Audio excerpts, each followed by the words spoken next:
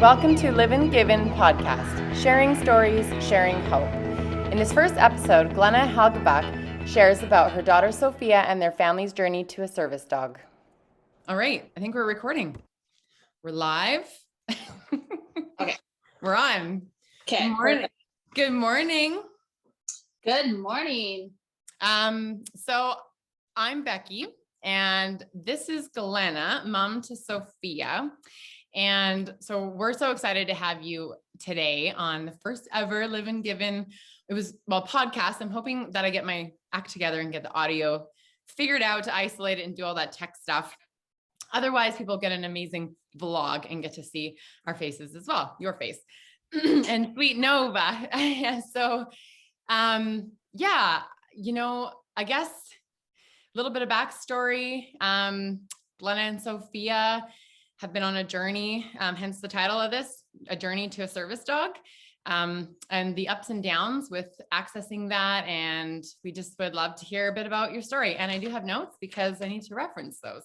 So yeah, if you're open to just kind of start sharing, and because I have no idea about the journey to a service dog. So.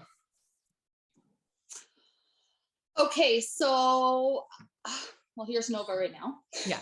Or maybe a bit about a backstory, like when you had Sophia and then she was born.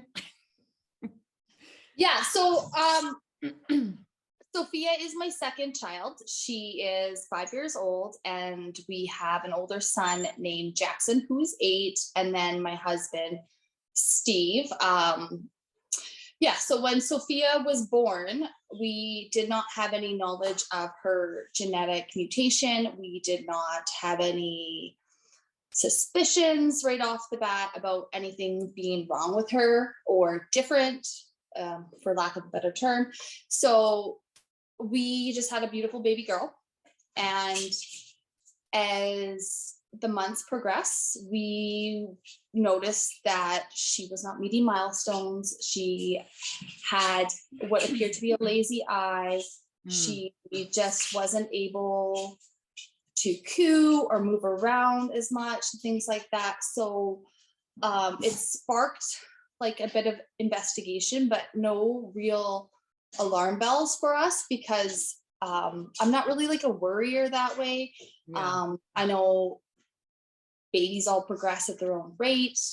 My son was very fast at everything, so I was kind of like, this is nice, like she's a bit slower, until it got to the place where we were concerned about if she could see, hear, why isn't she able to crawl, move, right, things like that. So that was the very beginning. And at first you're kind of like, well, I hope she's not like blind, or I hope she can hear and things like that. And as we were progressing through different tests and things like that, I started to realize we were starting with more minimal issues, and that the more that we weren't finding wrong or abnormal, meant that the investigation had to continue deeper and bigger. And I was pretty naive and ignorant. I assumed if there was something wrong with my child, we would have known at birth. Right. Yeah. Kind of have the natural flow goes, you just sort of assume, and that we kind of know that, we figured these things out and then we're good to go. Yeah. So as we progressed around 1 year of age, Sophia did genetic testing, and that takes a really, really long time. And I went to a routine doctor's appointment thinking that all her tests had been clear because they hadn't contacted us. Right. And we were like kind of stumped and thinking, okay, what are we going to investigate now? Because she was, I think, 16 months at the time. So I went into the appointment, and sadly, her genetic paperwork had been misplaced and then refound. So at that point in time, I got news that there was something found in her genes, and that, you know, the doctor herself did not really know what it was. They gave us 3 or 4 potential diagnoses that had to do with the 15th chromosome, but we would have to be referred further to BC Children's Hospital to actually get further testing and, you know, uncover what this meant. This was nothing that they see often. So it's quite rare, obviously. Yeah. Right. And what did you say, what are the ratios, or had you mentioned that about the rareness? The one in how rare it is worldwide? There is, the research is getting more and more updated for the world. So at the time of diagnosis, though, there was 1,500 cases diagnosed. Oh, wow. Yeah.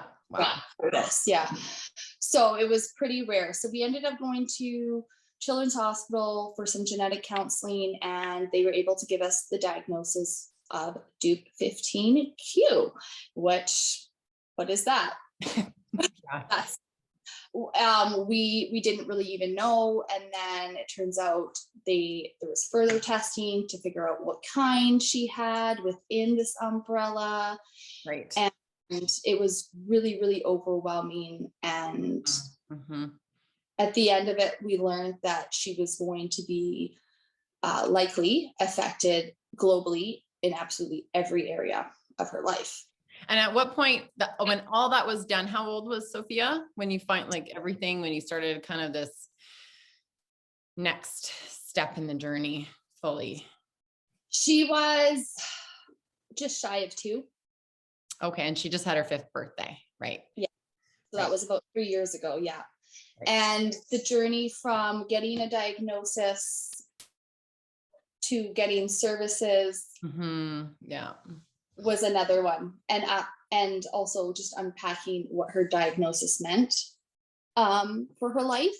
So the only way for us to access supports for her was to get an autism diagnosis, which is linked to her genetic syndrome. Otherwise, there was no funding for There's her. no sort of niche for that. Right. Yeah. And I know a lot of things, I don't know about you, but when you mentioned the paperwork, I know this isn't in our notes, but I can identify with that through my own breast cancer journey and other health journeys, and Luke's, is that, I mean, people are just human and things get misplaced.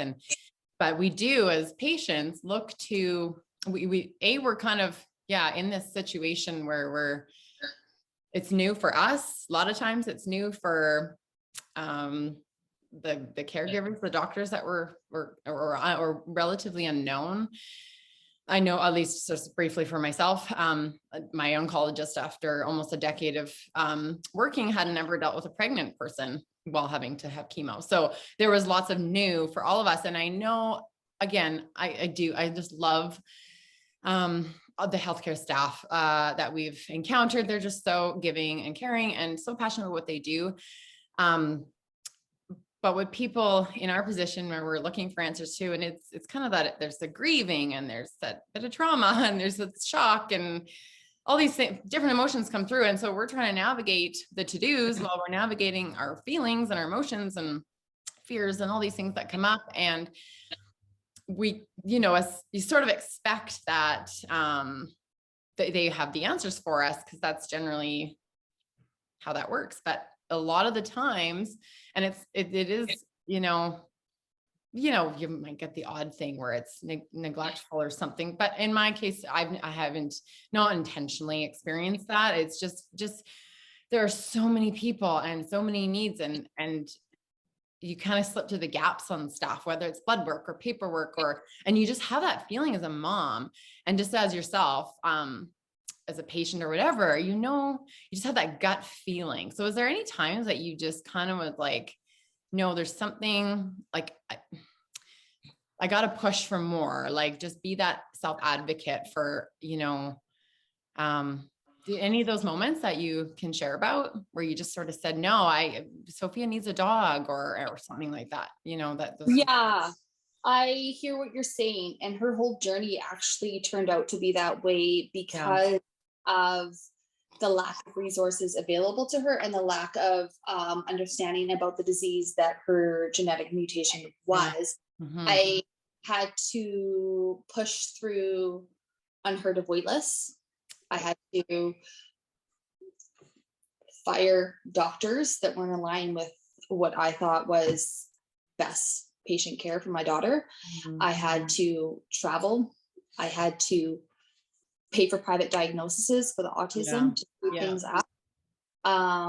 And, you know, I really had to say, no, you're not giving us enough. You're not meeting her needs.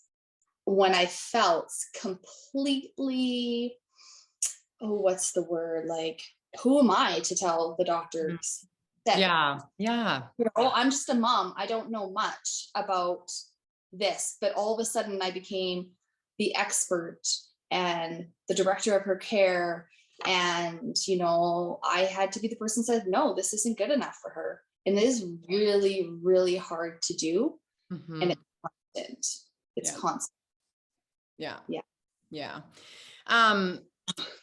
So when did you realize or come to the realization that a service dog was something that would be part of your family needs and Sophia's care and well-being for her life and for this diagnosis?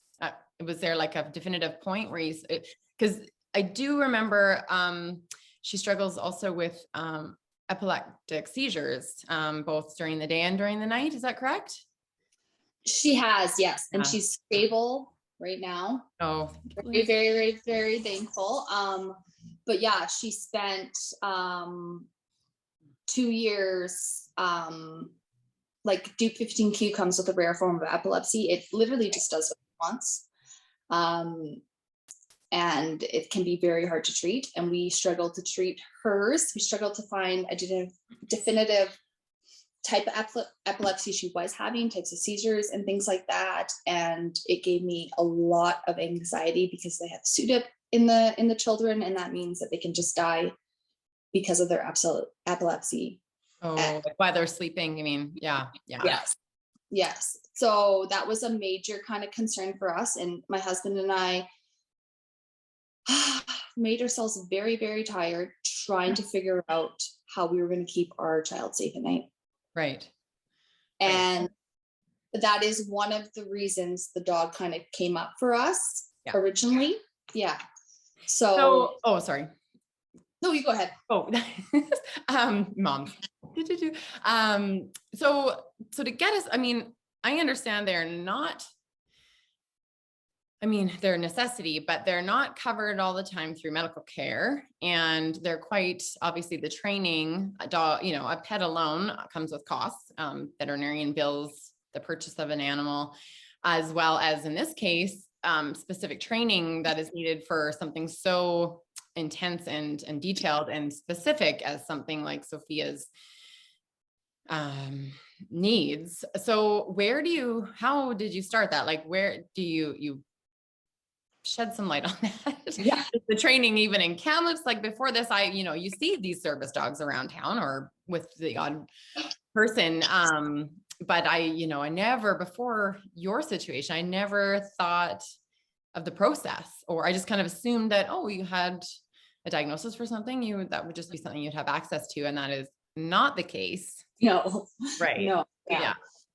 So her autism diagnosis allows her to obtain a service dog, I guess, in the sense that not everyone can have a service dog, but there are criteria that need to be met. And if you meet those criteria, yes, you can have a service dog, but that doesn't mean there's one going to be provided for you or anything like that. So and is that through medical care, you mean? Like covered, or just anybody can't have one? Yeah, anybody can't have a service dog, or else you have to have, there's certain diagnoses, PTSD, autism, blind, I think even hearing, right, epilepsy, PTSD. Did I already say that? Yeah. So, and there's probably some more on there because, so it kind of just came to my heart probably when she was 2-3 years old. after kind of searching through different groups and just seeing how animals can really bridge gaps. Yeah. And they don't necessarily even need to be a service dog for that. However, if the animal makes a huge impact in your child's life, and then you can't bring them to the beach, you cannot bring them to the restaurant, you can't bring them on vacation, they're not able to meet that need in those moments. That is especially why safety, right? Like you said, she was, or I've seen in some of your social media posts that she falls and she can hit her, you know, so many safety issues aside from the epileptic episodes. Then there's literally just physical falling and all that, right? So it's kind of like, if we get a dog and it can help her, I want to make sure that we can use that everywhere. And that's where you have to get the certification so that your animal is safe for the public. And then you have to get the animal trained for the individual. So it kind of just came on my heart, and I felt like, oh yes, I really think that an animal would be great for her. But if it's not a service dog, it will just be a burden in our life. Another restriction, so big, another wall, gap, things like that. So I started researching, and there are charities that provide service dogs, but they limit who or what type of dog. Autism dogs have been high in demand, and there's been a huge wait list for years. Right. So all of these nonprofits then are just exhausted on the system, and then any nonprofit that would help with that, obviously, usually birthed by these people who are passionate or have needed a service dog in the past, et cetera. That's usually kind of how that works, right? Then, they're, like you said, the list is just crazy. So that, and I mean, so, and the cost is how much an average once for the training, and I guess it depends on how much the actual animal costs, but the cost really varies between where you're getting the dog. The way that we're doing it will possibly be the cheapest way to do it. You can buy a fully trained dog for anywhere from $35,000 to $50,000. Right. And so you said cheapest, so you are on the $30,000 level. Is that?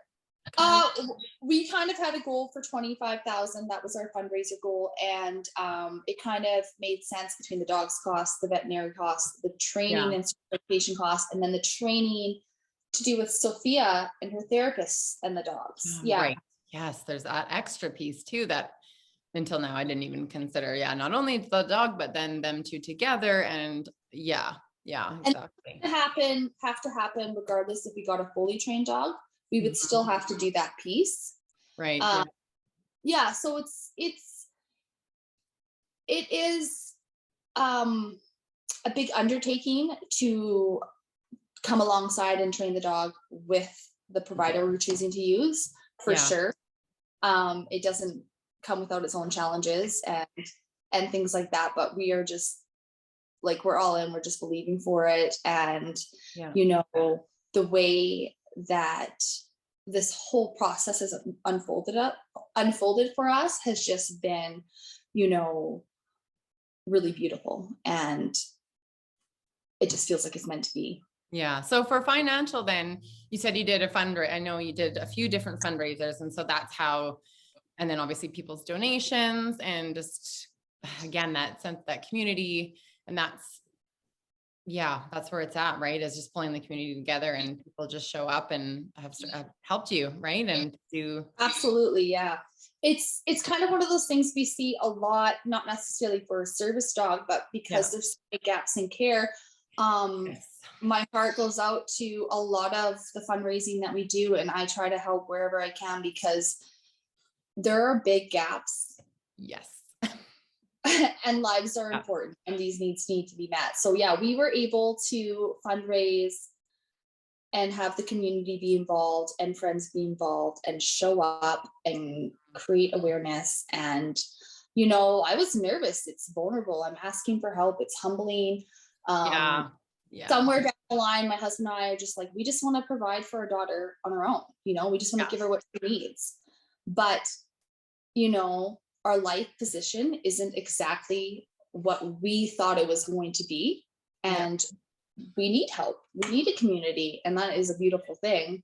Well, I don't think, I mean, I don't know. We wouldn't be in the position just to dish out 40 grand. Like, you know, no, I think especially these days, you know, that's one of the reasons why, exactly what you said, the filling the gaps is why we started LIVN GIVN, because we experienced just so many of those gaps. It sounds great on paper and there's so many different resources and foundation, different things, but you have to kind of qualify. And same, I didn't fit in. I didn't meet a lot of typical niches because, or age categories, because I was 29 and, or, you know, different things where you fall through and you're going, yeah, but all these people are cutting their hair off for Pantene or whatever. And where are the wigs? And, you know, these crazy things, but just, it doesn't match what is out there. And it kind of adds to the confusion and what's happening. And so that's, and I know we were just, LIVN GIVN was just a very, very small part. And we were so grateful that we could even just help spread awareness, or that you guys wanted to come on board with us being able to help you even in the littlest way with Sophia's service dog, to be able to, you know, share some finances. And everybody who has bought a Sophia hoodie in the past, thank you so much. And we'll send or put some pictures up of Nova and Sophia. But I also know too, that with everything, we learn as we go. Are there any things that you would love to tell parents kind of on this journey or trying to access? And I'll put up links or anything that you might have, any sort of one or two big nuggets that you would share with a family starting out on this service dog journey? On the service dog journey, I think it's important to, like, we have these social media platforms that can be super, super beneficial for getting information and ideas, but also just connecting within your community. Yeah. And because that's where you are and that's who you're going to be using. So just you can call your vets, you can call various trainers, various breeders. You can collab with bigger cities if you want and things like that. But the real thing for is getting the financial means in place. And that's why we are really thankful, because if you don't have a way to pay for it, there's no way you're going to get it. Yeah, exactly. You can be qualified. And if you don't, that's a pretty important part. For sure. But that's why raising the awareness with, like, my fundraiser, collaborating with you is so important, because before I entered this world, I just assumed everyone was taken care of. I don't know. Exactly. Yeah. And so other people, my friends, you know, I'm teaching them, I'm teaching the community, no, we're not taken care of. And anybody can find themselves in my position, in your position, you know, health, disabilities, all that kind of stuff is something you do not have to be born into. And, you know, we aren't just advocating for the people that need it today. Like, it could be your best friend, it could be your cousin, it could be your daughter, it could be your son, honestly. So I think that is the part where we're calling out for everyone to kind of look at this broken system and these parents and people fighting and exhausting the resources just to be heard, to provide a better life. So I think the more awareness and the more we talk working and sharing, and I mean, doing life alone it's not what we're called to do. We're supposed to, life's better together. I know it's so cliche, but it's totally true. So absolutely.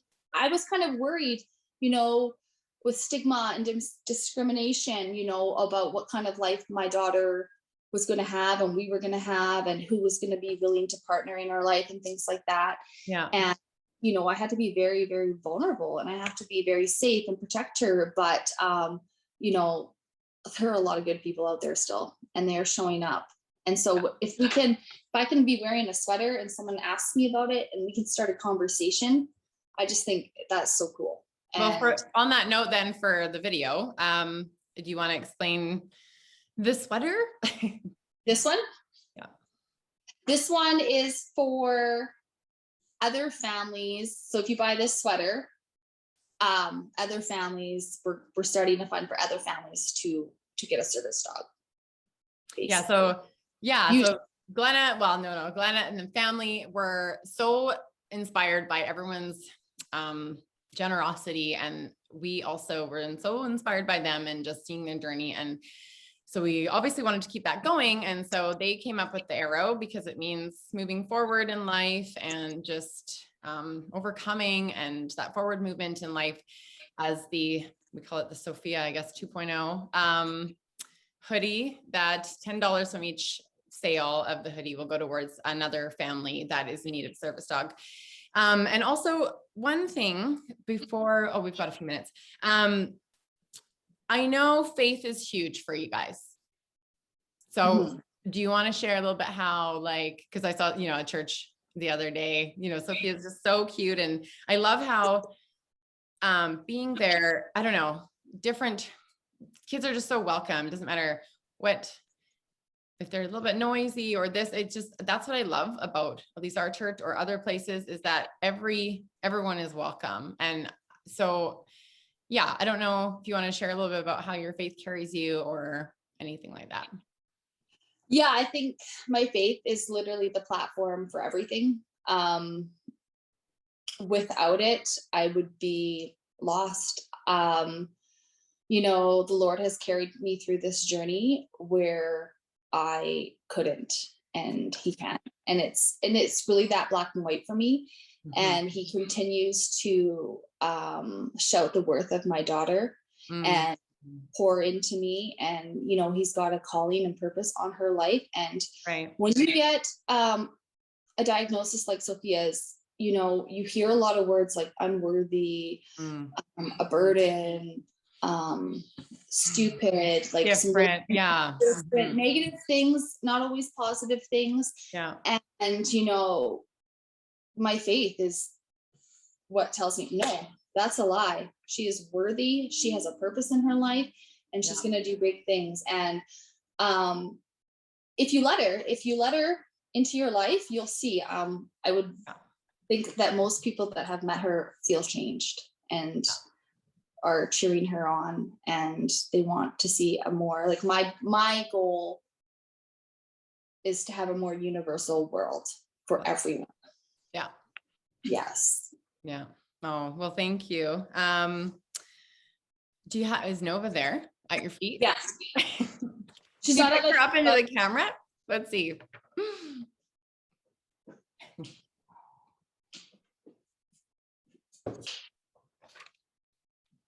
She's a big girl now. Oh yeah. Oh, so how old? She's almost 5 months, and that's when she starts some of her hardcore training. They don't do. Okay, so soon. Yeah. And so we'll put on is it Mama or Life? What's your Instagram handle? Anyways, we'll put all that up in the chat and on the screen later, and make sure that everyone can follow your journey with Nova and learn, and also get great resources from Glenna and Sophia and Nova. Quick some fun rapid fire questions. Just off the cuff. What is Sophia's favorite activity? Dancing, jumping, climbing. Anything movement. Yeah. As a busy mom with a very full life, what is your favorite way to just chill and decompress? I need to blast the worship music, have a bubble bath. That is how I do it. It just unwinds me, relaxes me. Do you got a favorite worship song right now? Yeah, A Million Little Miracles by Maverick City and a few others. Oh, okay. Yeah, nice. And with Christmas coming up, what's your favorite family Christmas tradition? Our family loves matching pajamas. Do you get the photographer to come in and do the pictures, or you just do it at home, or both? Yeah, we've been doing selfies. They're not so great. Yeah. Oh, that's so much fun. Well, Luke in spirit says thank you. I don't know if we mentioned this, if it was recording or not, but yeah, from his big mountain bike accident, I thought he'd be home, but he's back at school, which is fantastic because he's healed very well. And so I just so appreciate you for allowing us into your life and just having gotten to know you better and letting us walk alongside you in this journey and continue to share all that you do and all that you advocate for and everything you guys do for other people. And just for being on episode 1 of the LIVN GIVN podcast video vlog. I don't even know. I have to get my tech act together still, but so super appreciate you and thank you so much and have a really good day. Okay. Thank you so much, Becky. We love you. See ya.